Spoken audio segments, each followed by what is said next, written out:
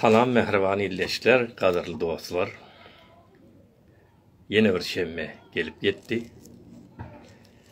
Hemişeki ýaly şemme ullerde saat 9-da hyzmatyňyza geldim, biraz giýsek bol başla. Şonu hemişeki ýalam bir goşu bilen başlamak niyetim var. Bir wagtlarda öňrekler çağalara men köprek ýazýardym goşgy. Çağalar üçin ýazýardym, köp goşgyda ýazypdym. Gynanç bilen arasyna köpsüde gitdi. Ken wakalar geçti, majiralar geçti, göçmeli boldy, gelmeli boldy Türkiýe. Adap tene galdy elimne. Ýöne şol wagtda bir atalar sözümüz bar biziň, yatyp galanmyzdan atyp galaýly. Şoňa görä bir goşgy düzeldirdim. Şonu okap beresim gelýär görüň başlamazdan. Soňra da bir meseleni gowazgardy. Görüňleriň dewamyny. Yatyp galmak, atyp galmak. Ýani bir zady yatyp bolmaýar diýmekden biraz ala dedip, talaş edip, soňra bolmaýan bolsa onu kabul etmek de gortmaly gar. Çağalar deli bilen. Ballym. Ovamyzda ýaryş goýulsa, diýmäýli başarmaryn ýortmany. Ýa-da gizgen peçek oýnajak bolsak, diýmäýli başarmaryn tutmany. Hi bolman ýyzyndan ýortup galaýly.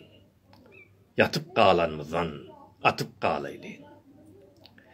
Bir hassa birden halsyz ýykylsa, gewresi de uly bolsa bizlerden, biz diýmäýli elimizde güýjimiz ýok, galdyrman ol hassany o ýerden. Hi bolman golundan tutup galaýly. Yatyp galanmyzdan atyp galaýly. Bally janym, öz hakmyzy, paýmyzy gorkup aňsaçy elimizden bermäýli. Güýçliň bir gelip kökämiz alsa, aňgalyp gyzaryp gözläp durmaýly. Hi bolman gulugyny kakyp galaýly. Yatyp galanmyzdan atyp galaýly. Şunu ýaly goşgymyz bardy.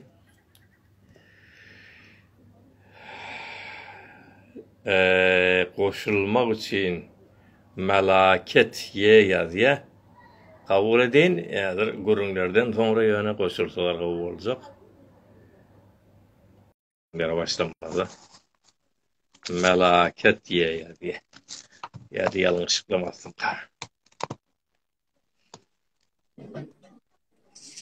Hawa. Hoş geldiňiz.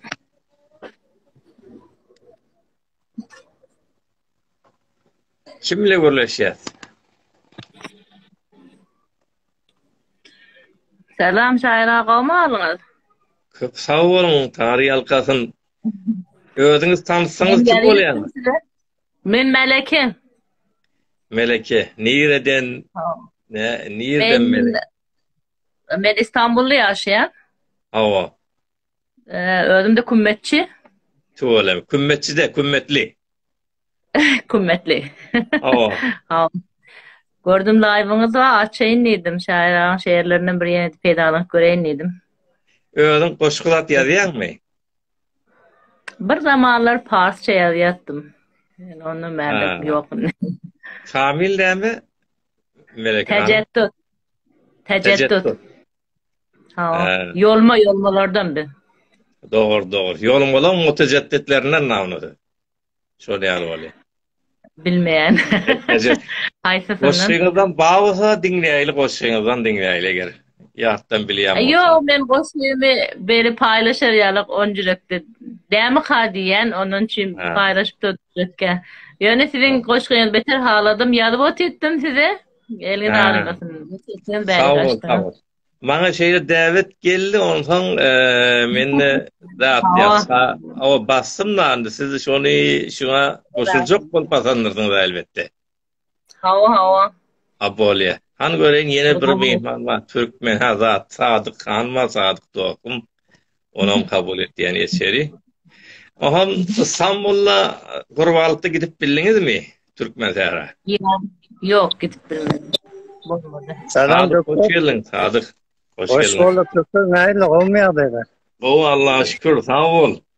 Nähil öğren oğu mi? Tamam Ne yaşapıyorum.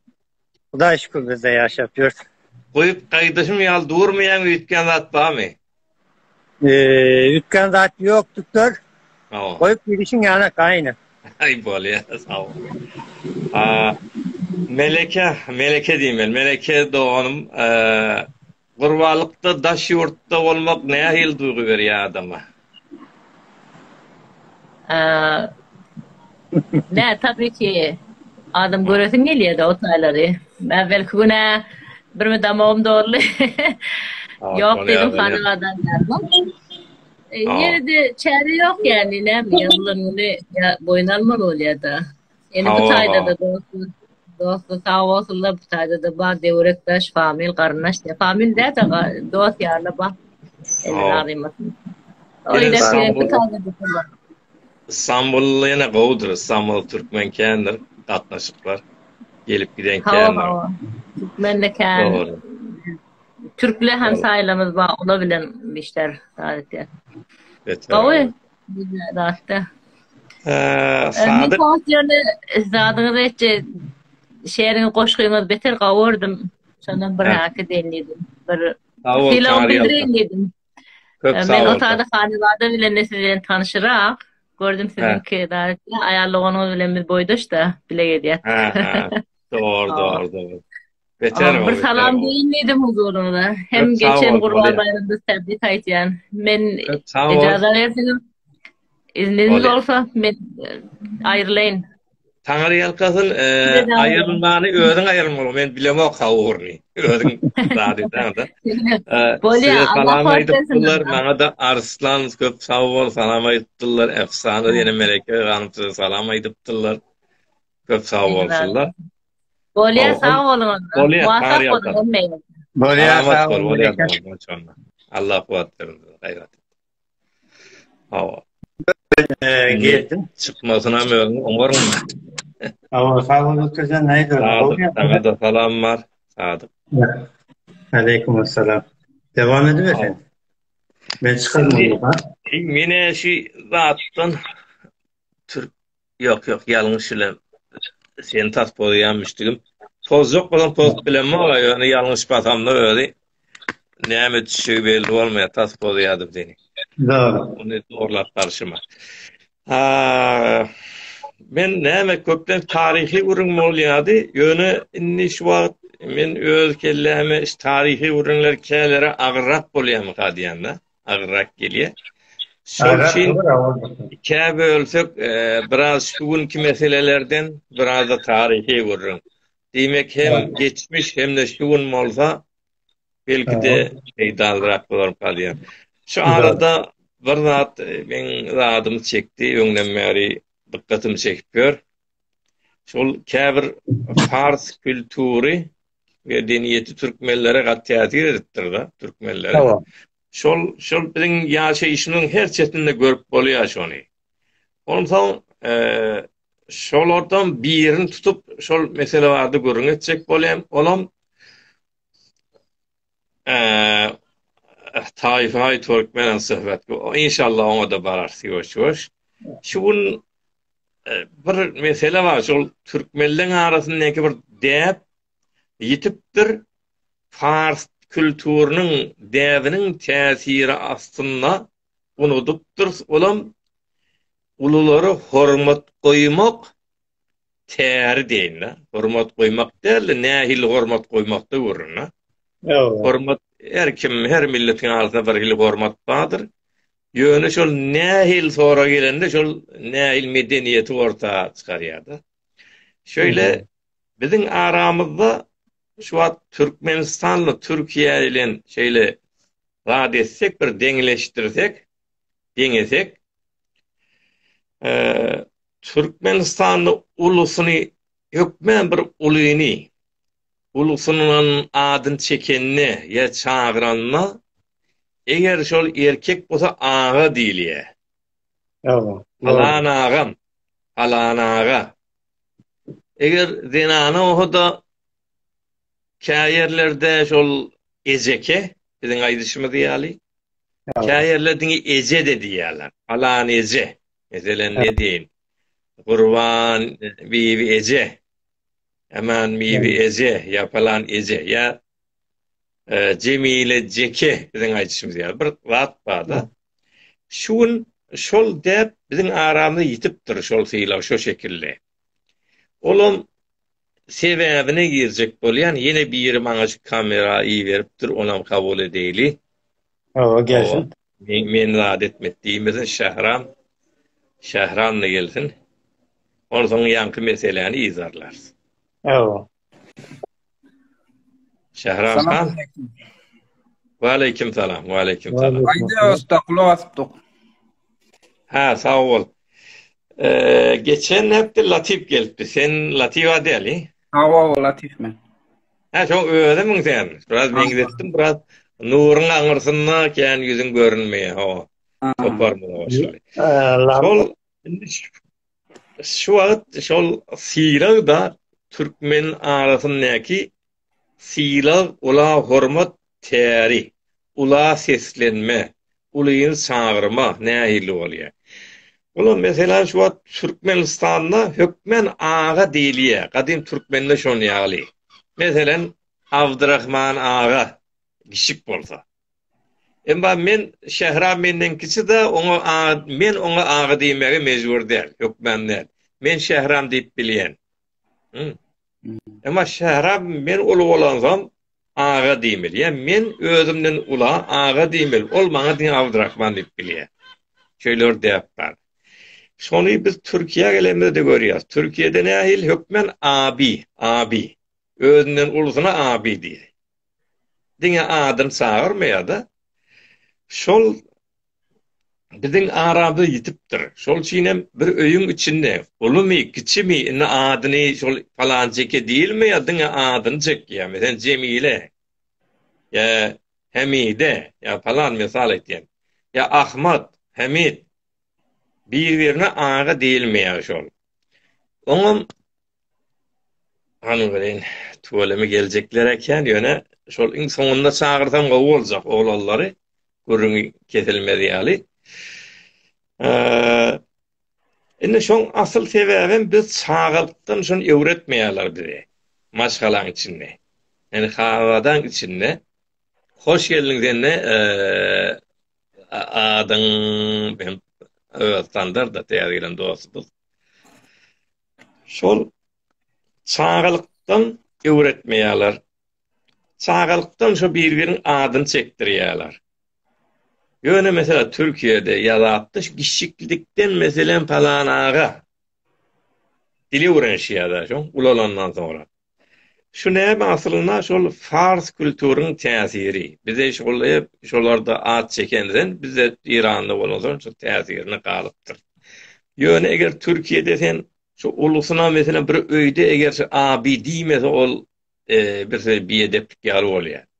Hatta Türkmenistan'da da şöyle. Şol için biz käbir däplerimiz unutupdyr, farslaşypdyrsa, ol gizlin, ýuwaş-ýuwaş farslaşma kültürüni meden ellenmerme diýilýär. Şonu biz öwretmeli çağalarymyza bir-birine hormat goýmagy, ulusuna zenana bolsa, aýallygy bolsa ejeke diýmegi, erkek bolsa ağa diýmegi öwretmeli. O çağılykdan dilin öwrenişme sonra ulalandan sonra aýtmagam kyn bolýar. Köplenç biz köplenç geçen nesilli aýdylýar da mesela aýtýardyk. Ýöne täzeki nesilli ýok şol. Bir şo mesele var, umuman ulyny sylamak şol Türkiýe halkynyň arasynda gaty ähmiýet berilýär uly sylamaga. Eger siz ýanky Türkiýede şu wagt ýaşap ýörsiňiz, otobusda hatda bir ýaş oglan oturam bolsa, garry adamny girse ýerdenaniýa erkek hökmen şoň galyp bir ýaşaňa. Gelýän diýip da. Şol men İran'da görmedim şonu, görüm İran'da ýok diýen ýaly. Şolam aslında şu hormat koymaktan geliyor da, şu uluları sıylamaktan, hormaktan. Şol orada sizin hem bir nemune berip bilecek bol, misal berip bilecek bolsanız sizde dinleýil geleniňize göre Abdurrahman senem- nerede? Şimdi biz mecbur yine bir 3 aydan 30 yaşa girýän. Täbir 20 ýaşydan 15 ýaşydan sen diýen ihtiramyň bady. Biz ihtiram goýadyk, çekinýärdik olukalymyzdan. Sonra gittikçe vaziyet iktisadi enget harap bolly, enget fesat känelli ki şu sen diýäniň kullun gitti ihtiram, aňry bäri kullun galmady esden. Hatta aýtmagda dogurda hilafat da bolsa ay amu daý dogon olakaly oturuverdiler kullun esden beter biderek boldy. Hem de şu at bilen tutulmak, laz etmek sen öwretmeliýäň da bizim kanymyzda bar şu ihtiram. Türkmen özü kanymyzda bar da şol aýdanda adam utanýar, çekinýär şu wagtyň aýdanda. Bilýär şonu. Ýöne ol ýanky şah zamanında da bar diýip, şah zamanında adamlar beterem şol garyplykdan beterem ol hormat kemeliýe. Ýöne ýanky at tutmak meselesi şah zamanında da şol oglalaryny okudyp täze bir ferheng, farsça öwrep medreseleri berýärdiler oglallary. Şu çağılykdan şol atlar gally. Ejek diýmek, aga diýmek gally. Şol fars ferheng täsiri. Ishaq diýen dostumuz tarihten görünýär. O der terapde bazı inşallah bir onu deriz, bir onu deriz. Zat bolmaz. Bir Türkmenin şol inançlary da bir misally Türkmenin ata sözü var.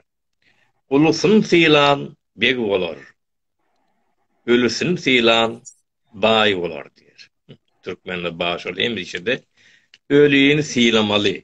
Hatta İslamdan öňkü döwürde Türkmenler öz ölülerini, ulularyny atalar diýip kiçik bir mujessemesini bejerýän eken şolam. Mujessemesini bejerip öýlerine goýýarlar. Onu secde etmek için de bot diýdi. Türkmenler hiç botu da sığınmak yok. Ýöne şeňa anlaýarlarmış. Atalarymyzyň ruhy bizim öýümizin daşyna aýlanýar. Şol güzel mujessemize çok giýirip bilýär. Şol ýaşap bilýär. Hem de bizi goraýarlar. Köýde nans var da. Ve şol üçin hemişe atalaryna zatlary ol sylar görkezýärlermiş. Ondan zatda da söz edipdik. Geçen gelek şol Huğullar döwründen söz edemizde. Huğullar döwründen söz edemizde şol ölülerini diňe bir gömmek däl bir otok bejerýärler. Ol otogyň içinde aşpezxanaň wesaýly bar. Haly bar, halça var. Hemme zatda bir ýaşaýyş. Sebebi näme? Ölenden sonra ikinci dünýä başlanýar diýdi. İkinci ýaşaýyşa başlaýarlar. Şol ýalyrak öňden gadymdan hem gelýär şu anlanç. Indi bugün şol ular sylamak gaty aralypdyr Türkmenliň arasynda şu mesele. Bire ölüýini sylamak hökmän bar, burada ulyny sylamak da ikisi de gerek. Ölüýini näme de bolsa ölenden sonra adamdan näme ziyan ýetmän sen näme de bolsa bir gowy atlanýar.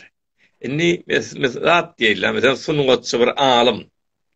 Köp adamlar var, istidatlar var, aramda zähmet çekip ýörler. Ondan bir diýen haliň üstüne Türkmen sunugatyň üstüne bir edebiýat, bir ilmi işler. Ýöne diýer kalar gadyrlar bilinmeýär. Ölenden soň ondan sony uloldup durýarlar. Şol biziň däwimize ters gelýär. Sebäbi Türkmenden hem diýer kasyylamaly, hem ulu kasyylamaly.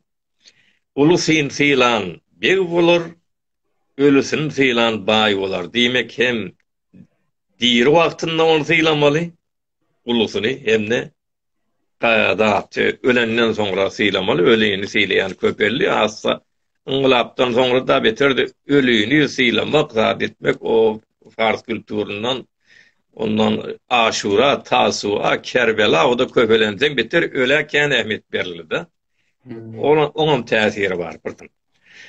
Türkmenistany bir wagtda men baramda şu täze açylanma görýärdim. Şol şair dostumyzyň wadyna gatnaşdyk. 40-njy ýaşy, 40 ýaşyna gatnaşdyk. Kasım Nurbadow, Fakir rahmetli boldy, öldü. Geçen ýyl. Şonda maňa şol täze geldi. Şu gurrun hiç görmeýändim biziň türkmen seýramyzy ýok. Näme üçin 40 ýaş diýemde, ondan ol her 10 ýylda 40-dan soňra her 10 ýyly şol siýlar bilen bir merasim tutup şoňa bernama uldurýarmyş. 40'dan sonra 50, 50'den sonra 60, 70 öyle gitmeli. Ahir 78-9 yaşında da vefat etti geçen yıl. Bizim İslam'dan kalan değerinde var 63 yaşında Peygamberin yaşına getirenine sadaka veriyor, ağaç, ak koyun sadakası var. Yöne dine şol yaşta men Türkmenistan'da her 10 yıllıkta şonu gördüm da şonu da şolum o bir silah edilişini görkedi yani. Birim Türkmenistan'da ağam diýýär, bir de özünden ýaşy uly bolsa biri ýaşyl diýýärdi, ýaşyly. Eger zat bolsa ýaşyl şol ağa bilen bir manyda. Biz Türkmenistana gidenlerini birden de ýaşyl, hay men näme garry adamy diýmellerler. Ýaşyl demek ýaşy menden uly, hormatly. Şol ýaly däpler bar, şu biziň aramda ýitip giden däplerden. Şolar hökmen üstünde işlenmeli, çağılıktan dilini öğretmeli. Dine at tutup doğun birbirini gödöklep durmalılar da bir hormat koyup özünden bir iki yaş olsa ikisi çağı da olsa şuna eceke değdirmen çağılıktan. Edil Türkmenistan'da Türkiye'de bol şiyalı. Hem de şon ýaly ağası olsa ağa diýmeni öğretmeli. Şu meseleni bir ayıp geçecek boldum. Şimdi başka gurunlara geçip olsa biz geçip bileriz. Tarihi gurun olur ya başka gurunlar olup biler. Öyle yankı sadık ya sadığı men bir basım kabul ettim öyle. İkili bas yani. Ama Şehran sen aytacak sözün bar olsa sana Latif diýmen Şehra diýmen. Latif ya Abdurrahman. Ama aytacak gurun bolsa ayt. Bir soraň dadyň bolsa olmasa da täze geljeklere yer bereyli, agyr bolmasyn, awlan gelmek gynrak bolýar bolan. Ay 4 nefer alýa da näzir bolýar. Yok, öyle gurrun merjeklere şeyler etjek bolýan bir-birden. Gurrun merjekleri. Men dinlejekleri haftada bir gün näde 3 gün etçini gel göreýli seni. Azap gurrunlar berýär. Ay 3 gün etdiýäňiz bir güni oradan geçýän, dogrusyny aýdýan, oradanrak. İnşallah. Bir de sana peýam berýär, wagt berýär, hiç okuýmaýan, görmeýän. Telefonunda ýokmy Instagram? Görelleme cevap berýän, sorap bolsa iştaýda zat etseňiz de cevap berer näpteden näpte. Tamam. Salamat ber, Allah kuwat bolsun. Bolýar. Eger Şehran wagt ýok bolsa onda näme men başga gurunlar dewam etjek. Dinleyici bolup oturjak bolsaň zatdan da kameradan aýyrla. Dinleyici boljak bolsa. Bolýar? Tamam. Gurun merjek bolsa her kim sorap bolsa gurun merjek bolsa geläsin, bäri. Şonu ýaly daýlym. Bolýar? Men gurulma ki ýöne senki ben okuýmaýan, menki jeň siýaset dogry. Yok, bizim gurunmadan okuýmaly, bizim bernamamyz. Tamam, Allah sen başa bernama goýarsyň, biz davet edersiň, biz dinlemäge geler. İnşallah. Hoş geldin. Bolýar. Häzir onda şey diýeli.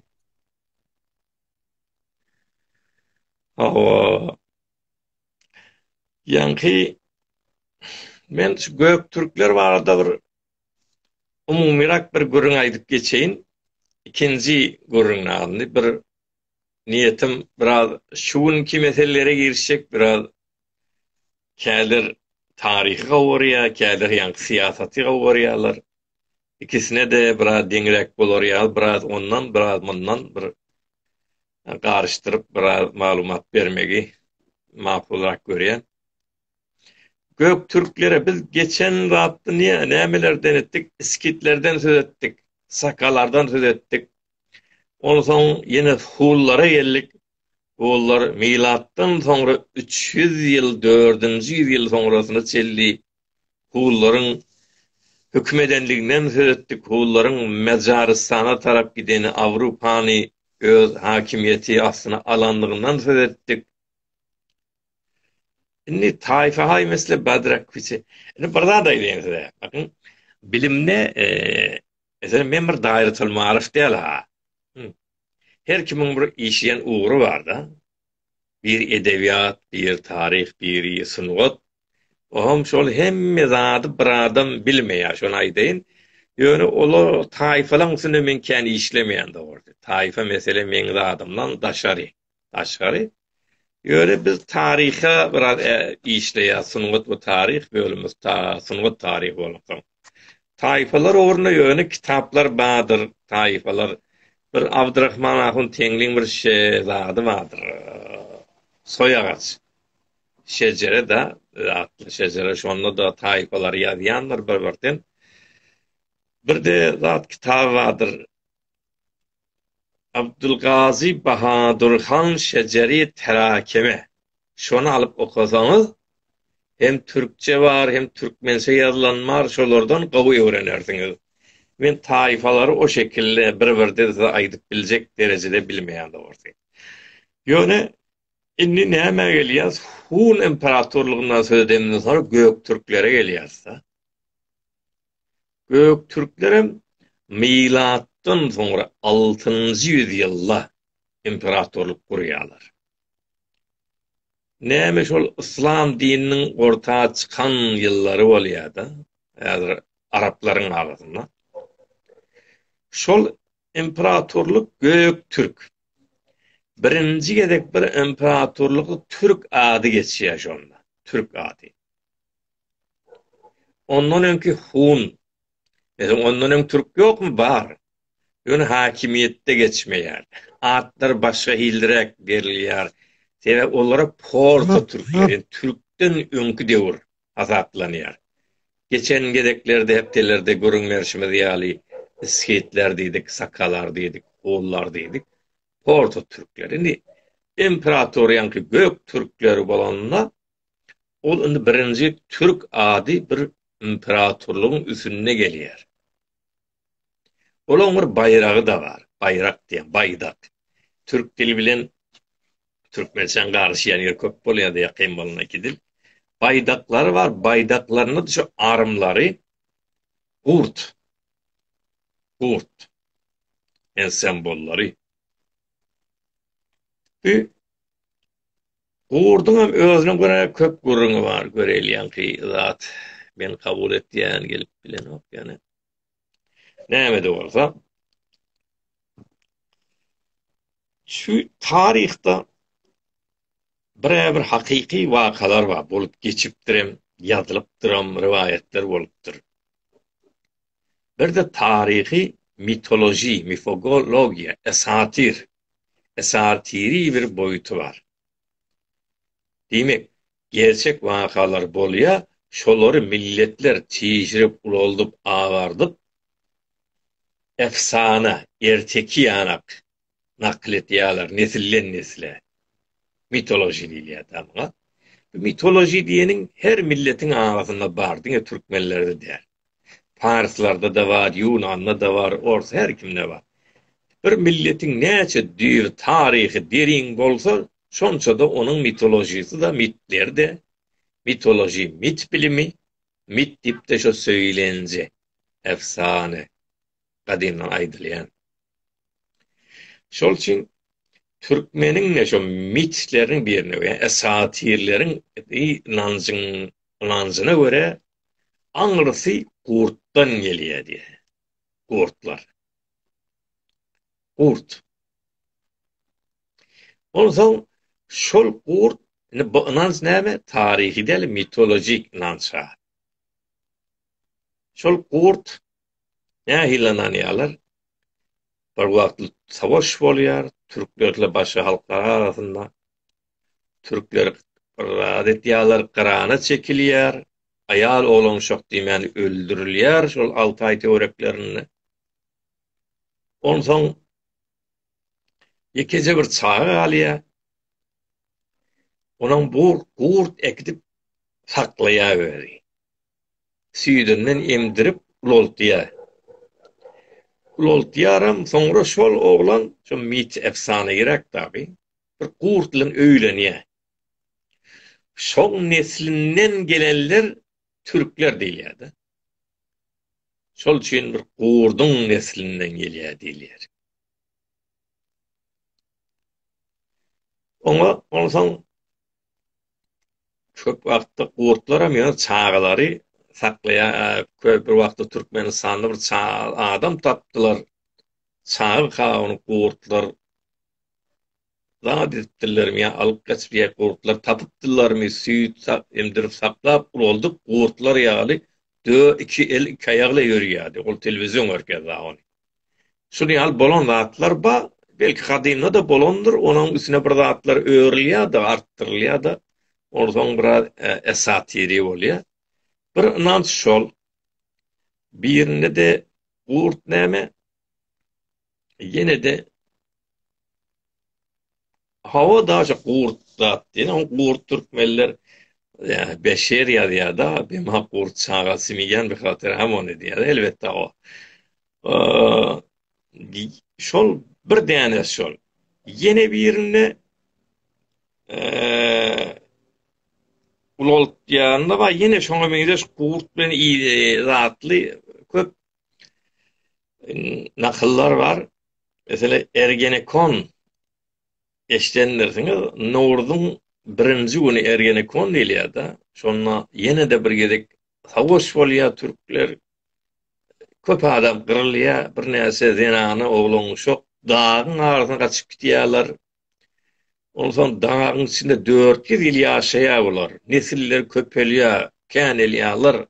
Ondan biz ýanydağından şol ataly ýurdumyza gaýdyp gideýän ýerlerde, şeýle karary gelýärler.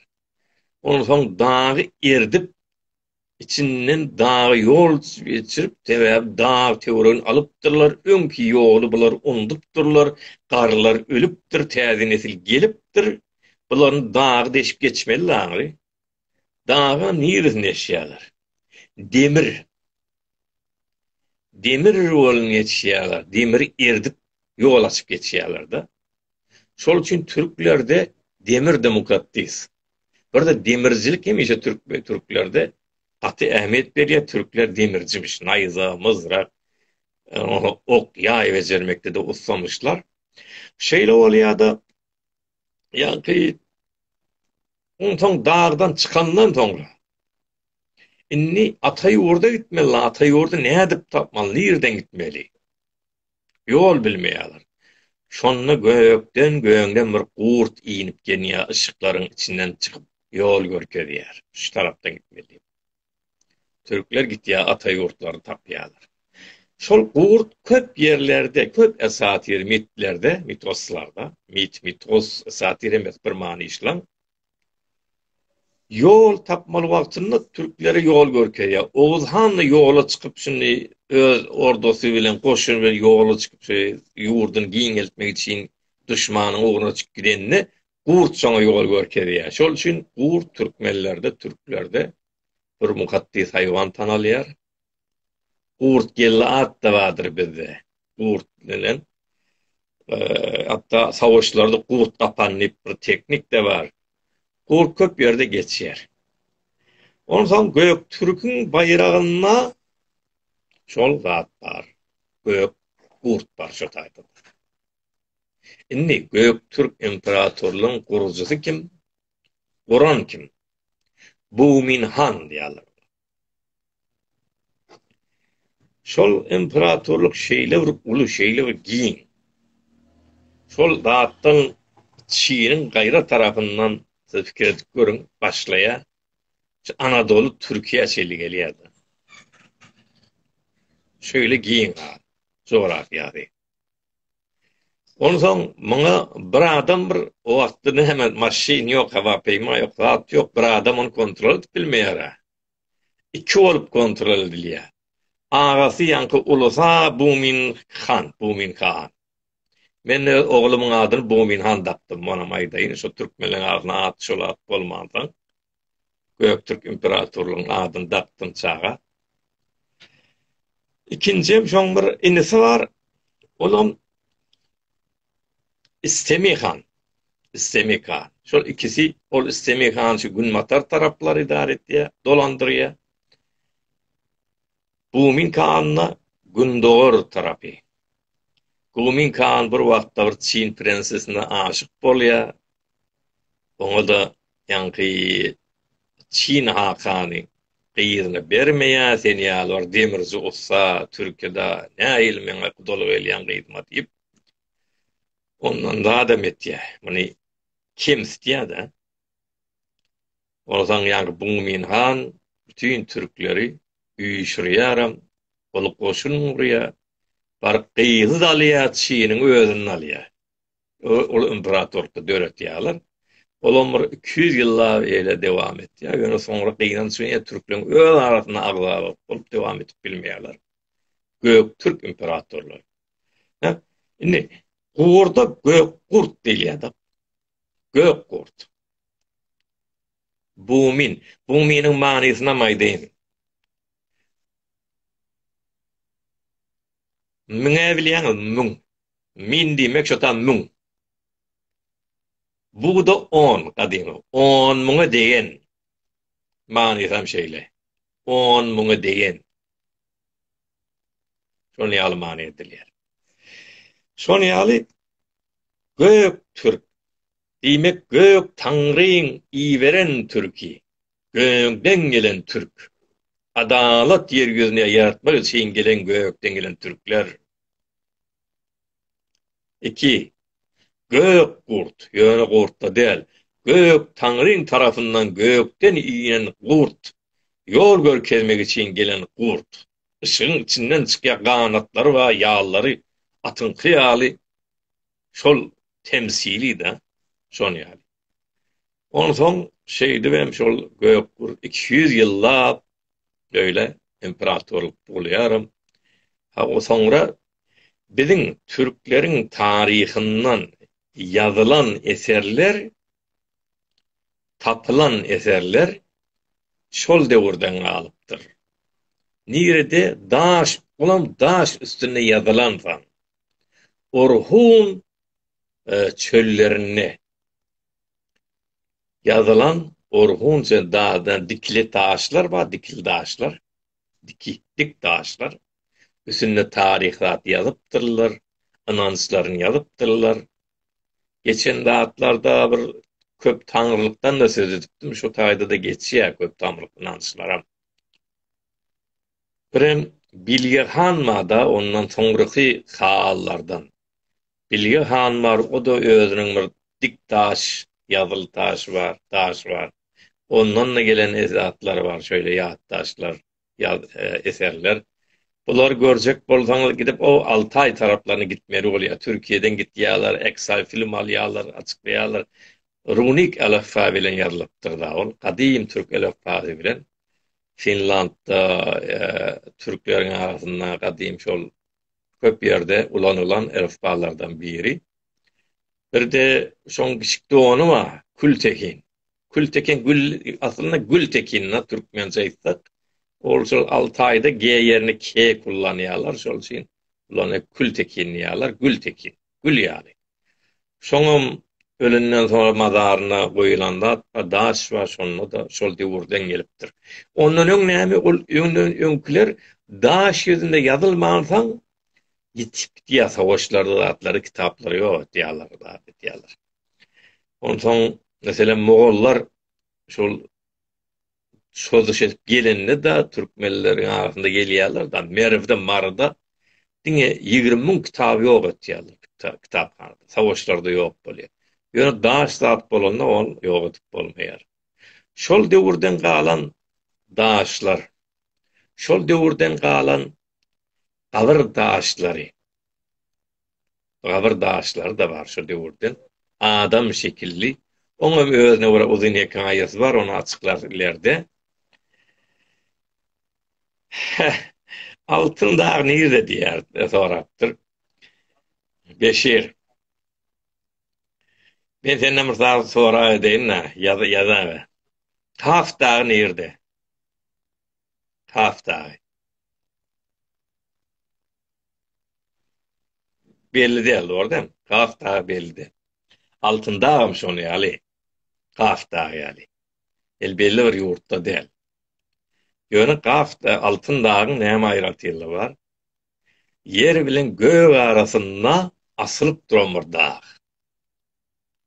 Demek ayağı yerden o keller göğüne. Altın dağı var şon ýaly. Kümüş dağı var. Ol yerin aşağına kelle çıktı.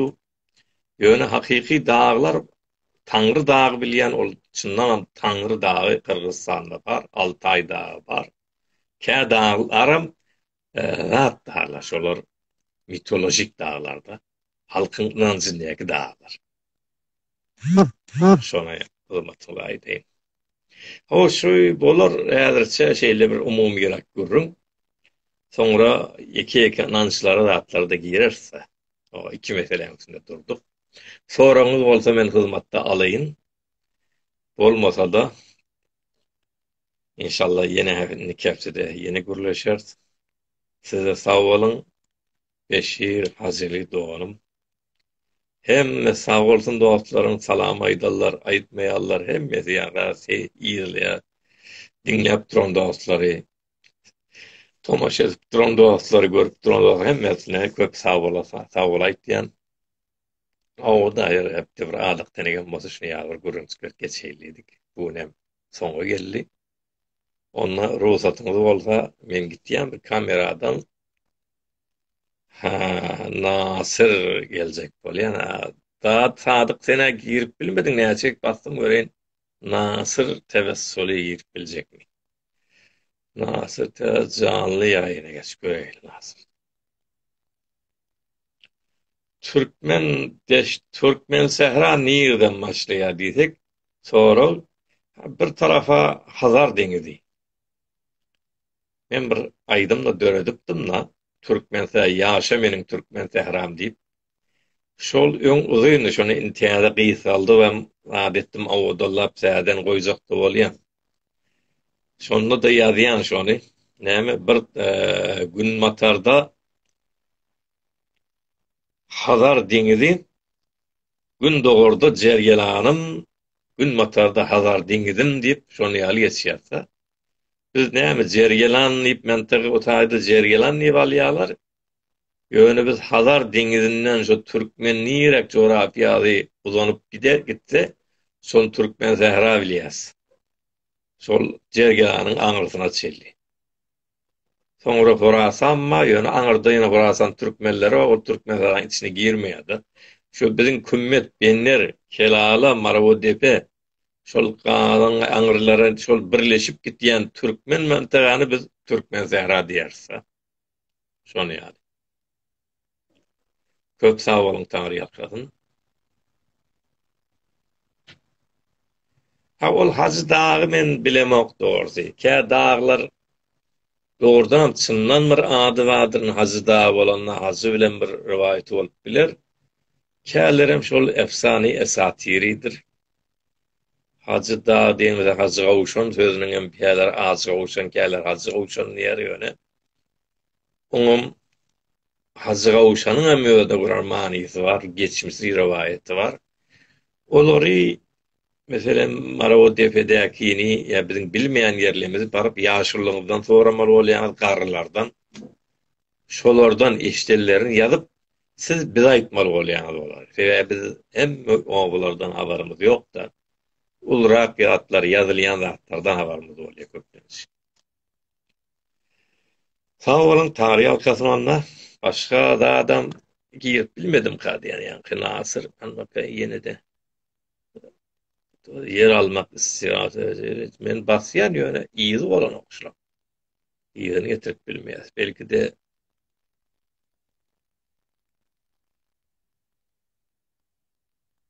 gökliň zady da ona girer satlary. Weli taýfasyny men taýfalar bilen köp zat del.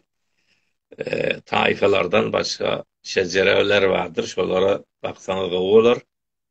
Men köplen tarihi edebiyat sunat öwrünmek. Sağ olun, sylaglaryňyz üçin. Bize de enerji berýäňiz, elimizden gelýän şey. Elimizden gelişine göre her kim goşandan goşmaly. Allah kuwat bersin, näme Nasyrdy girip bilmediň ol üçin soňky ýerek basýan bolmasa da hoşlaşmaly bolýan Amerika. Ya olam girip bilmeýär belli. Admin page. Tahircan hoş geldin Tahir Sarlı. Yöne düşünmedim admin page. Ken mene biraz o sıraktırın Türkiye'de yapıyorsun. Ken bilmeyen daha. Tamam bolya sağ olun Tanrı yalkasın seyirleriniz için. Onunla hazır onunla hoşlaşyan, nikahta görüşýän sağ olun.